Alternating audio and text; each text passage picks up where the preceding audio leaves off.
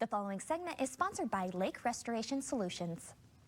It has been called the biggest water conservation project in the country. And today we have Conservationist Jon Benson to tell us all about restoring Utah lakes so we can all benefit again. Jon, thanks so much for being here with us. Thanks so much for having me. So let's start. What is the Utah Lake Restoration Project? This is a comprehensive plan to fully restore Utah Lake and undo 150 years of degradation that lake has suffered. That is amazing. It is such a big undertaking. What are some key things we should know? So we're so excited about this opportunity to finally reverse the clock and all this damage. Utah Lake has suffered many decades of abuse and neglect, and it's a place where it's gross. Nobody wants to go down there. We see an average of 10 to 30 boats a day in the summer months when the much smaller reservoirs are full by noon.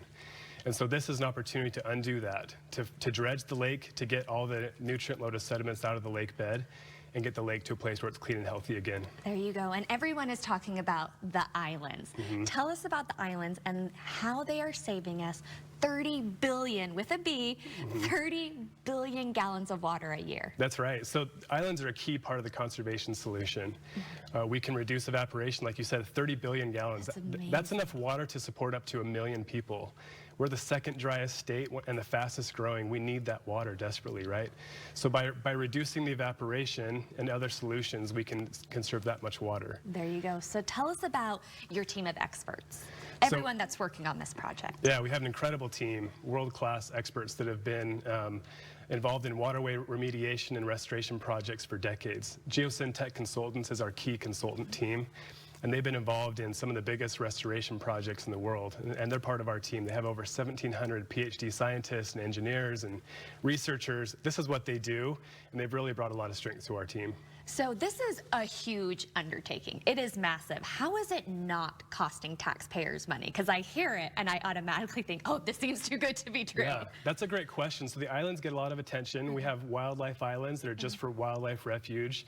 We have recreation islands that are a great public benefit with camping and docks and beaches. Then we have community islands.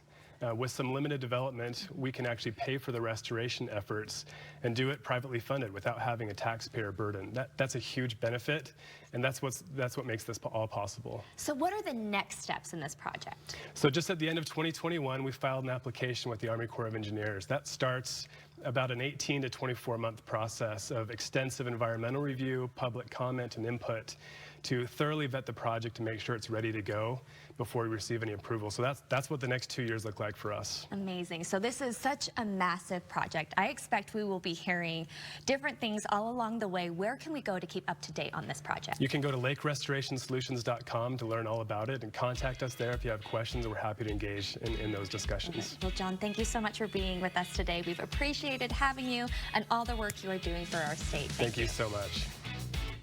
After